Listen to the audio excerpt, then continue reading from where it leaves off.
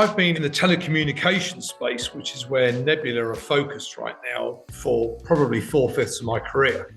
I've been a commercial guy, a sales guy for pretty much all of my career, and probably 20 years in software. So as QPE were coming out and looking for someone commercial to run what was the telco switch business at the time, but now is Nebula, they were looking for someone commercial, someone with a telco angle, who understands software. So there was a pretty good fit. I've learned bits all along the way. I mean, my journey has been through several big companies, but I've also worked for several private equity firms and smaller businesses. And of course, you learn from people as well. You learn from the people that you report into, and perhaps even more importantly, you learn from the people that you hire around you. And you always try and hire smart, intelligent people. And there's no point doing that if you're not going to listen to them and gain from them. So I've had all kinds of learning opportunities along the way, and I've tried to make the most of all of them. I like both. If I could only have one though, I'd have tea. Definitely dogs, because I'm allergic to cat fur. Plus, I think dogs are a bit more loyal, so definitely dogs. Oh, definitely on the extrovert side, I'm a salesman. So that's an easy one.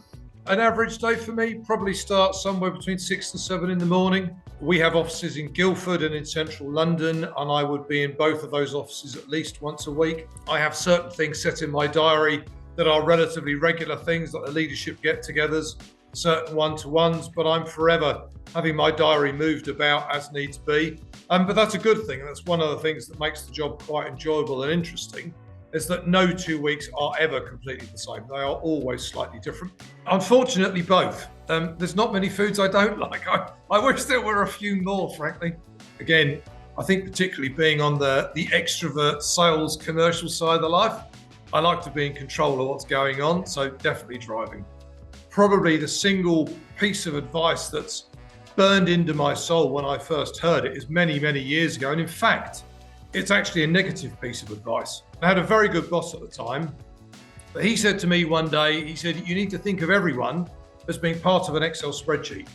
And if the numbers don't add up, Howard, you simply delete some lines off that spreadsheet until they add up.